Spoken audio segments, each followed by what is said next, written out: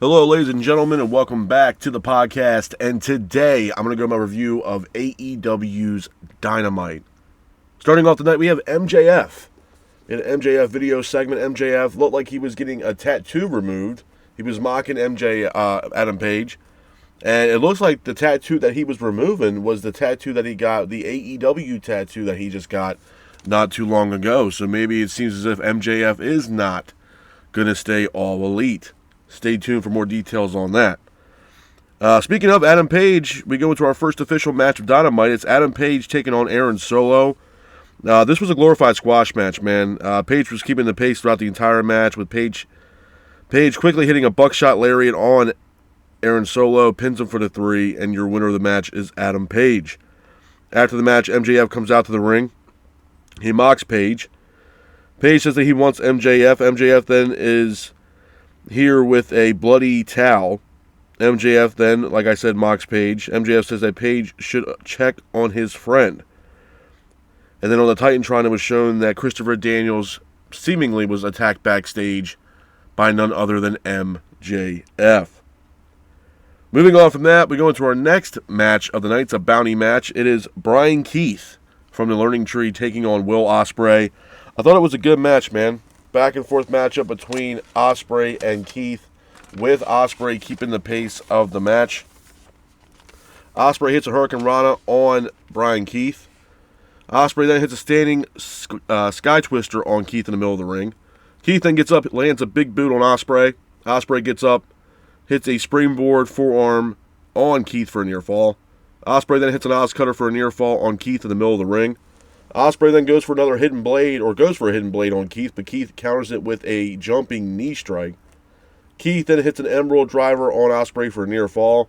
Ospreay gets up, hits a Styles Clash on Keith, as well as a hidden blade, pins for the 3, and your winner of the match is Will Ospreay. After the match, Ospreay spots Kyle Fletcher and Don Callis in the crowd. Ospreay goes after Fletcher, and both Ospreay and Fletcher both exchange in the middle of the crowd, pretty much setting up their matchup, their steel cage matchup, I will say, leading up to Revolution. Moving on from that, we go into our next match of the night's tag team matchup. It is the Outrunners taking on the Murder Machines. I thought it was a good match, man. Back and forth matchup between both teams, with the Murder Machines keeping the pace of the match. Lance Archer then hits a choke slam for a near fall. The Hurt Syndicate music hits, causing a distraction, which allowed the Outrunners to hit a roll-up, pins for the 3, and your winners of the match are the Outrunners. Hats off to the Outrunners for getting the win in this matchup. Moving on from that, we have Swerve Strickland coming down to the ring with Prince Nana. Swerve grabs a microphone. Swerve talks about his accolades and what he's done in AEW. Swerve says that he is still the man in AEW.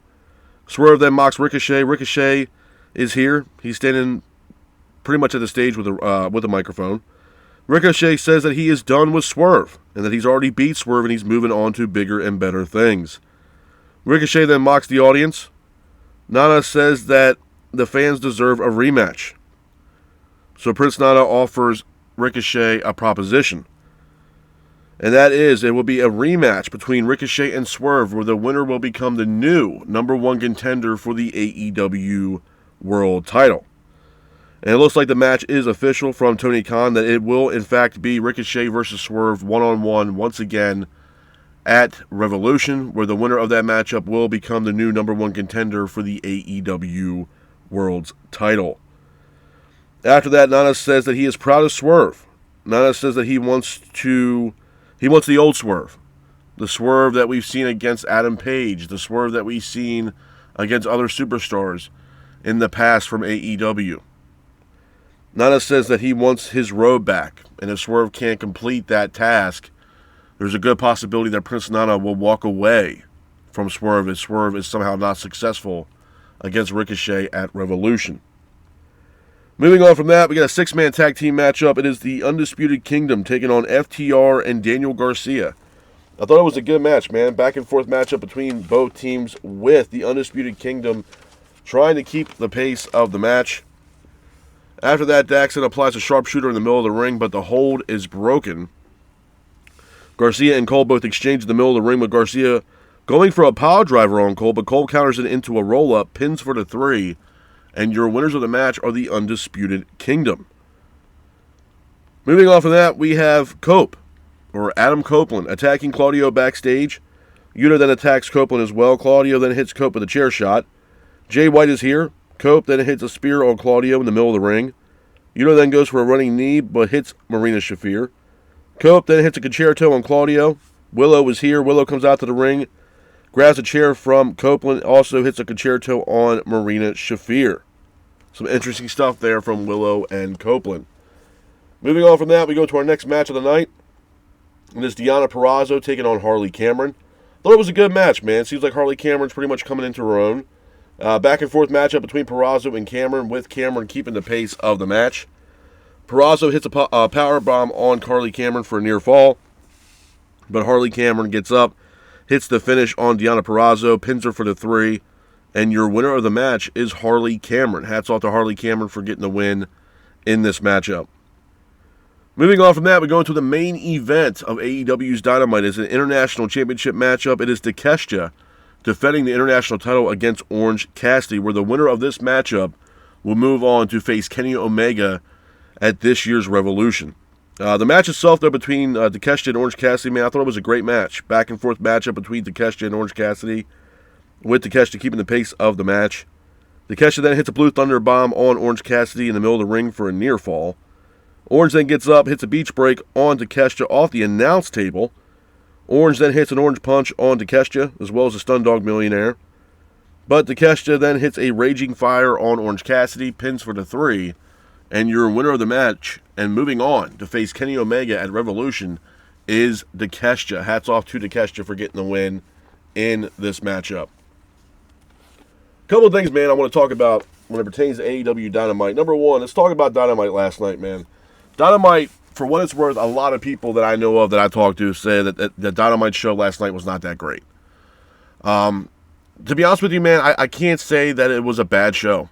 You know, I like the progression that what they're doing with Copeland and Jon Moxley. I still believe the Death Riders stable, or the whole storyline wrapped around the Death Riders, I think that's a dead issue. And I've made that relatively known for the past couple weeks, past couple months, that the Death Rider situation is just draining the lifeblood out of AEW. That's just the nature of the beast, man. Jon Moxley and the Death Rider situation is just taking everything away that's excitement, like that's exciting wrapped around AEW. It's ultimately literally killing the company. With that being said, do I think Jon Moxley and Copeland will be a good match at Revolution? Yeah. Do I think Copeland will be successful in beating Jon Moxley at Revolution for the AEW World Title? I say no. And the reason why I believe that is this. Jay White is going to be the wild card in all that. And, you know, the thing with Jay White that really, you know, doesn't piss me off with Jay White. I think Jay White's a great wrestler. I think he's a very top talent for AEW. He's got a lot of skills on the microphone and in that squared circle. The issue that kind of pisses me off with Jay White is we just recently had the return of the Gun Club. The Gun Club came back.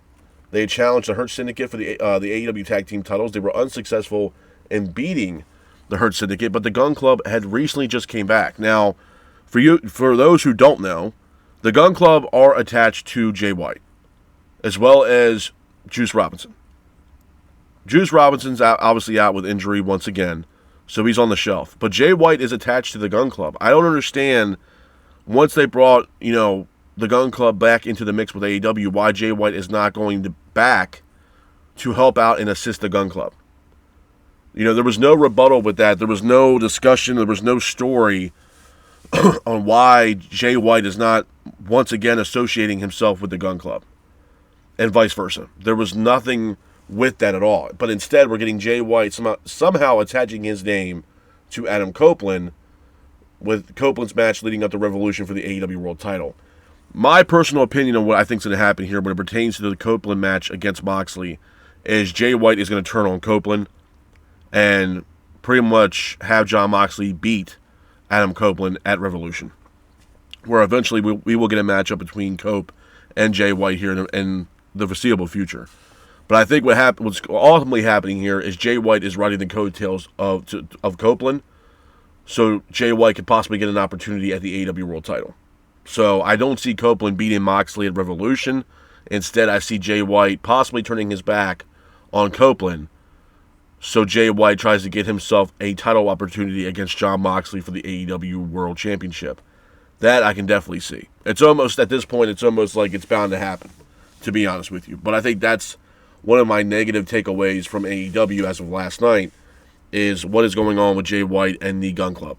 We're not getting any kind of rebuttal from that, no storyline, nothing, for the reason why he is not associating himself once again with the Gun Club, but instead associating himself with Adam Copeland.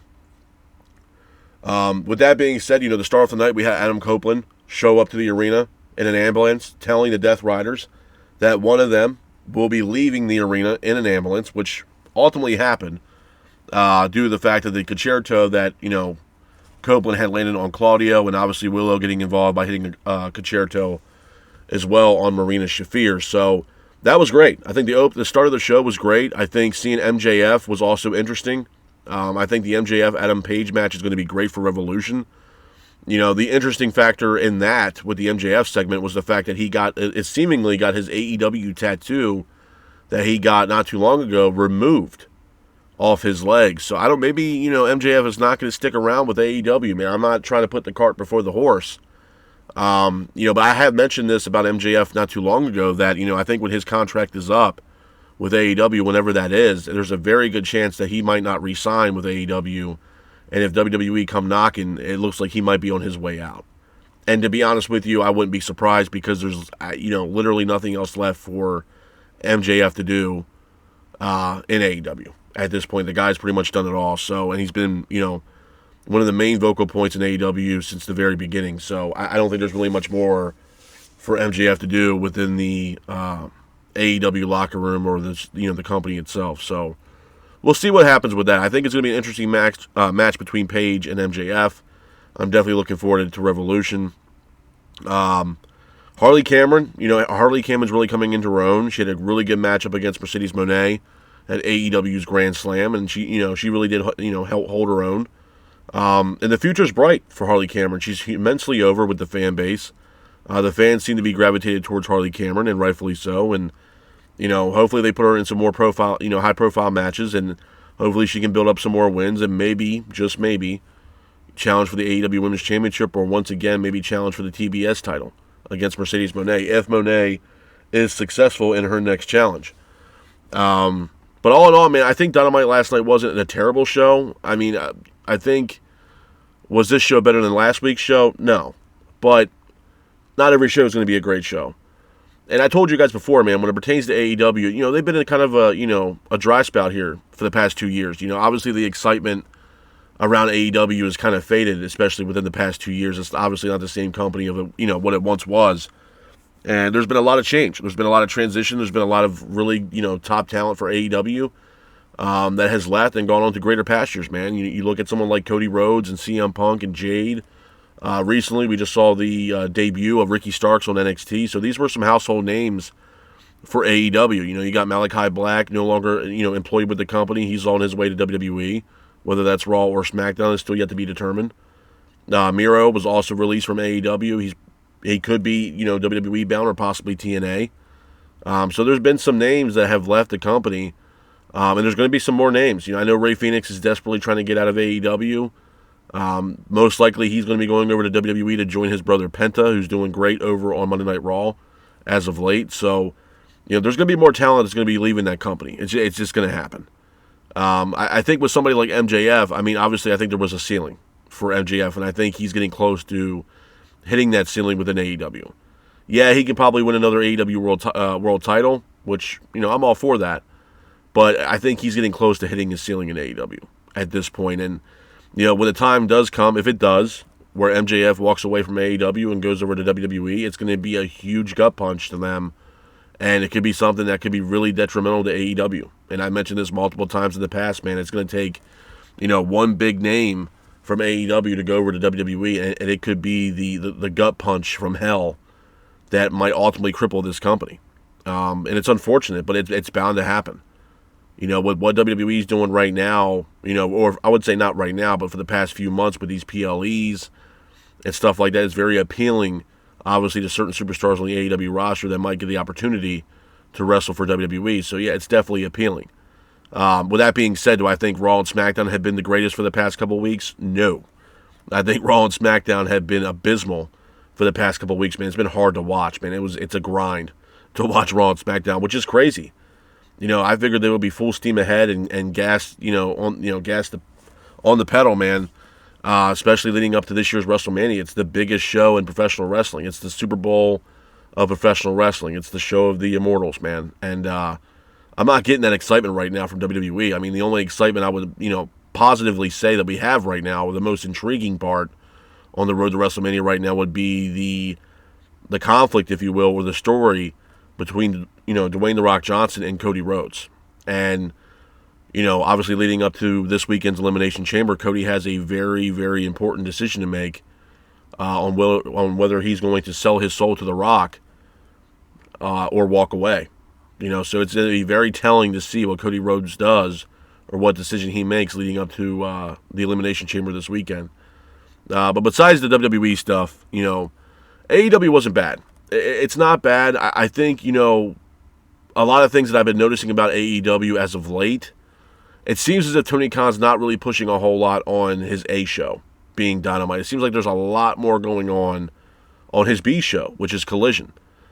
With that being said, we finally got the announcement. Speaking of Collision, we finally got the announcement that Speedball Mike Bailey is on his way to AEW. Now, I mentioned this multiple times in the past when it pertains to Speedball Mike Bailey. He has been signed with the company for a little bit now. I think I would say about a month. We haven't seen him on TV as of late. He's been dealing with some visa issues. That's the reason why we have not seen him on AEW television. But that looks like that is no longer the issue. Looks like we are going to see Speedball Mike Bailey relatively soon, whether it is Dynamite or Collision. And to be honest with you, I'm not against it. He's had a hell of a career, really good career on the indies.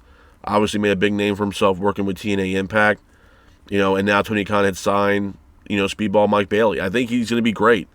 I'd put Mike Bailey in the mid card, possibly the challenge for the TNT title or the international title, or the Continental Championship if you really want to go that route. But I think the Continental Championship is worthless. But he is signed with AEW, and it looks like he is on his way, imminently to join the AEW roster. So I'm definitely excited for that. I know there has been a lot of inkling and rumors going on with Josh Alexander. I don't know. As far as I know and what I've read and the people that I talked to, it looks like he's still testing free agency, that he is not 100% locked in right now to AEW, and that he is looking into all options. Now, I know Josh Alexander had mentioned, in recent interviews that there's people within WWE that he would love to face. But he's also been pretty adamant about also wrestling in Japan and being a part of the G1, which is probably the biggest tournament in all professional wrestling. And it's a huge deal for him. And he might, if he goes to WWE, the idea of him wrestling in the G1 Climax over in New Japan, it's pretty much slim to none as far as him actually participating in that tournament if he is signed with WWE. Now, but with that being said, I think he'd be a great addition to the main roster. I think he'd be a great addition to NXT. He's got his former tag team partner with Ethan Page, currently being part of the roster for NXT. They can reunite with Ethan Page and Josh Alexander and form the tag team of the North. Once they, a tag team they once had together in TNA. It was a great tag team.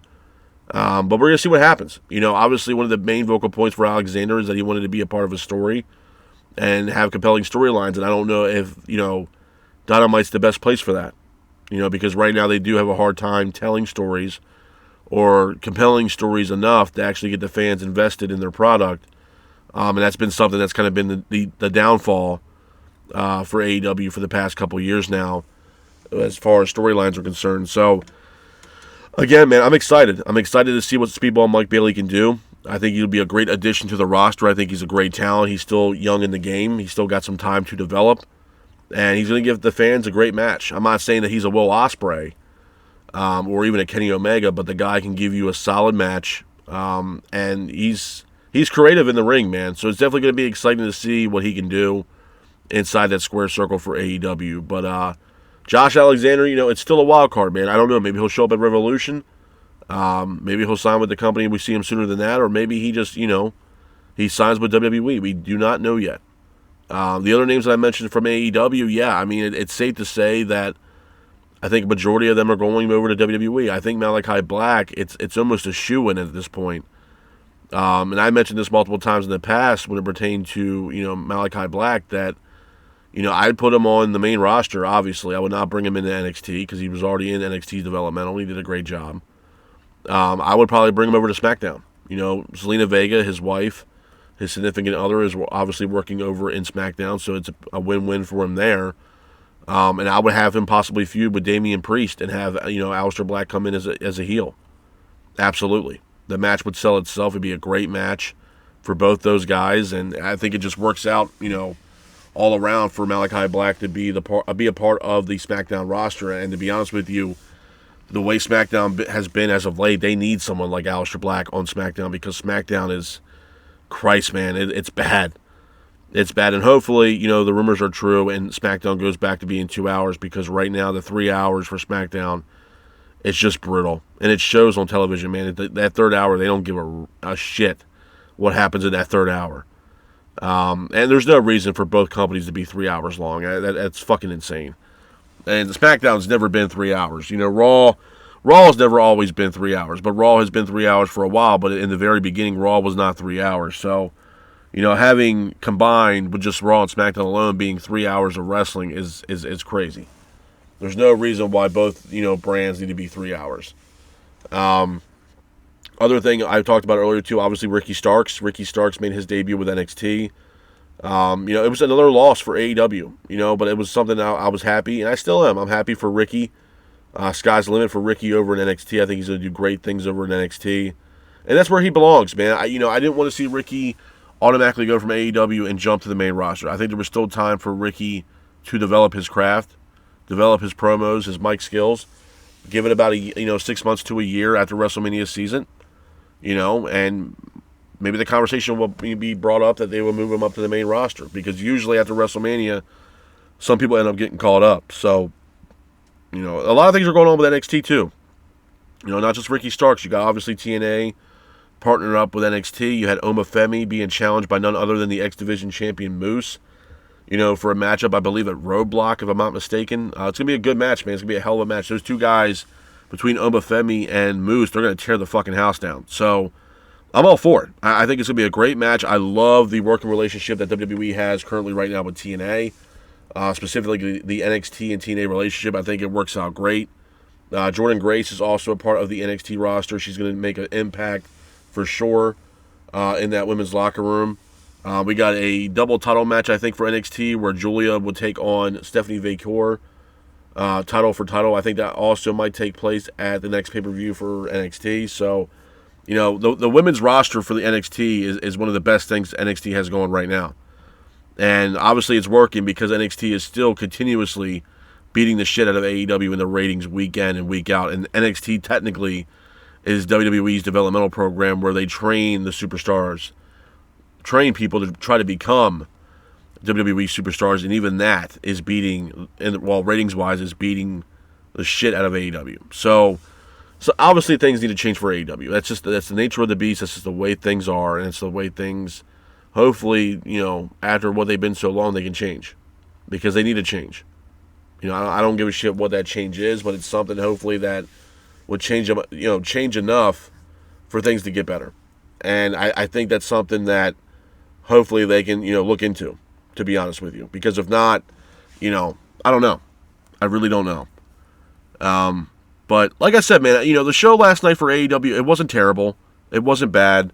There's some definitely matches I'm excited for leading up to Revolution. I think Revolution is going to be really good from top to bottom on the card. You got Kenny Omega taking on Takeshita for the international title. You got Swerve Strickland taking on Ricochet, where the winner will become the new number one contender for the AEW World title. I believe you got Mercedes Moné in a TBS title matchup. Looks like a rematch between Mariah May and Toni Storm's also in the works as well for the AEW Women's Championship. You got Will Ospreay taking on Kyle Fletcher in a steel cage matchup. That is going to be one hell of a match, because the last time we saw those two wrestle in a singles match, man, they tore the fucking house down. So I'm definitely looking forward to a matchup between Fletcher and Will Ospreay. You got MJF versus Adam Page. Again, is going to be an absolute banger matchup, and definitely looking forward to that as well. But I can understand people's grievances with it too. Obviously a lot of people are still, looking back on the past with AEW, and we were spoiled, man. What AEW did in the first 3 or 4 years of its existence, or first 3 years, was incredible. Absolutely incredible. And we were spoiled. As fans, we were spoiled. They wrote compelling storylines. They got the fans invested. We've seen a lot of great moments, history-making moments, and retirements with different superstars, whether it be Bryan Danielson or the legend himself, Sting. And I still believe the way they handled Sting's retirement tour was absolutely, awesome. His last match was absolutely awesome, having his family involved and being that tag team matchup and teaming up with Darby, taking on the Young Bucks. It was a great match, man. It was a great match, and obviously Darby Allin is one of those guys where, he takes it to the max every single time he steps in that ring. And I've always said from day one, I'll be surprised if the way that guy wrestles and flies across the ring the way he does, man, he'd be lucky if he's walking at 40. The way that he wrestles, man, it's insane. Because that guy takes some damage, man. Darby Allin is like the reincarnation of like a Terry Funk and Cactus Jack combined. He puts his body through some serious damage, and he keeps on going, man. So you got to give respect where respect's, due with Darby Allin. I know Darby Allin's obviously taking some time off because he is trying to climb Mount Everest. So, who knows when we will see Darby. It could be, around All In or possibly after All In, but he's, sorely missed for AEW, and, hopefully he returns to AEW relatively soon, because I think AEW really needs to have Darby Allin back into the fold for AEW. But, with that being said, this is my review of AEW's Dynamite. I hope you guys are out there staying safe. Be careful, and remember, stay classic. Peace.